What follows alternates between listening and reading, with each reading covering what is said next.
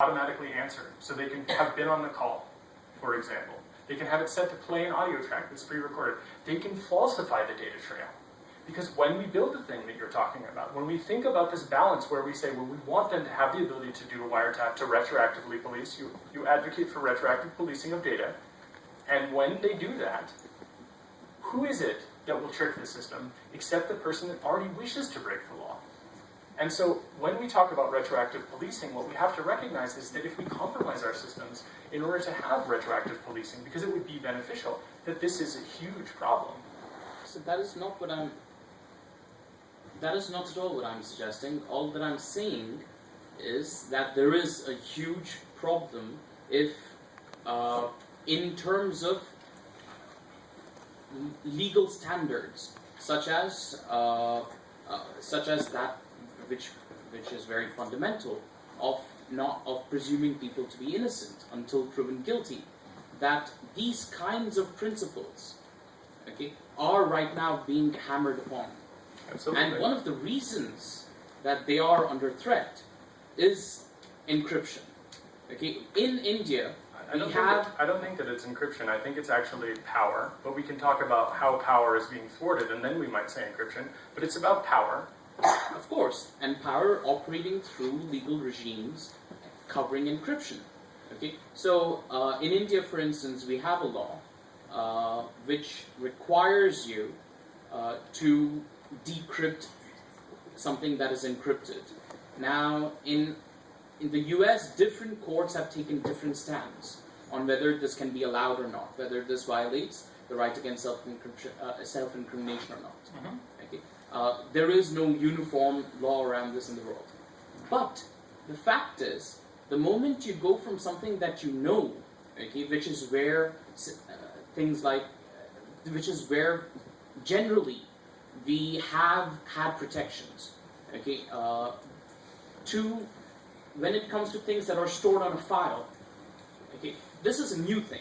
No, it's not. It's the exact same thing that we had before, which is so you had a file, they found a file, and the laws relating to letters, for instance, okay, are different from the laws relating to things that are in your mind. But the principle is the same. It's just the right against self-incrimination. You can apply it in law, and you can have an unconstitutional law. And I understand you have some laws that seem quite unconstitutional. And I argue that the current law that we have on the statute books in India about requiring decryption is unconstitutional. Sure. But throughout the world, if a police officer, for instance, why is it okay in the US for a police officer to find an unlocked phone and use the information that is on the phone?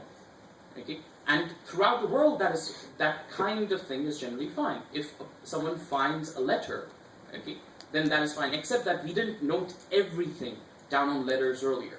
Okay, now because of technology, more and more things are being, put outside of us. Sure. Okay, which is where the laws against self-incrimination protect us. But you said something very specific, which is what I am reacting to, yeah. Which is that you're talking about how we lose security when we have this much privacy. No, I do believe that there can be situations where you can lose security. Can you show some evidence of how we have lost security when people have their privacy retained? Because I would generally say that this is the balance between liberty and security. And so I wonder what it is that leads you to say that. Because I think maybe there's an example in India that I'm not familiar with, and I would like to know it.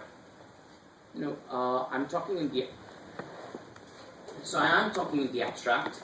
Okay. But can you be concrete in an example? No, my concrete example is people, for instance, if you have to retain the legal presumption of innocence, okay, then what avenue is there of, without changing that legal presumption, if everything in the world is encrypted, what avenue is there for a public prosecutor to actually show evidence?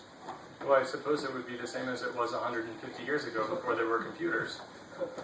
Not quite. Precisely because the problem that I'm saying, technology is changing things. In a country of people where there are people that are illiterate that have committed crimes. Yeah. How is it different? Because everyone now has the protection of an illiterate person, for example. Like, are you saying that a prosecutor would not be able to prove a crime? If there's a crime, there should be some evidence. Of course, and a lot of that, more and more of that evidence nowadays is digital, is my point. Okay, and with digital evidence, okay, if we are to apply the same principles, then encryption does thwart that in a way that things weren't thwarted earlier. Okay, in a way that a public prosecutor couldn't have said earlier for someone using, Rot 13 on a regular letter. Okay, it revealed to me what method of encryption you have used. Okay, in a way that wasn't thwarted earlier. Okay, So that's where I would take issue with you. I think you're wrong about that core assumption, which is that I believe, and I could be wrong, that actually there are people who had letters and they were not encrypted and they simply did not disclose them because they had a right against incriminating themselves, and because the court did not know that they existed, they could not force in a compulsory manner the disclosure of these letters. And people who are illiterate that committed crimes, they too presented a special challenge.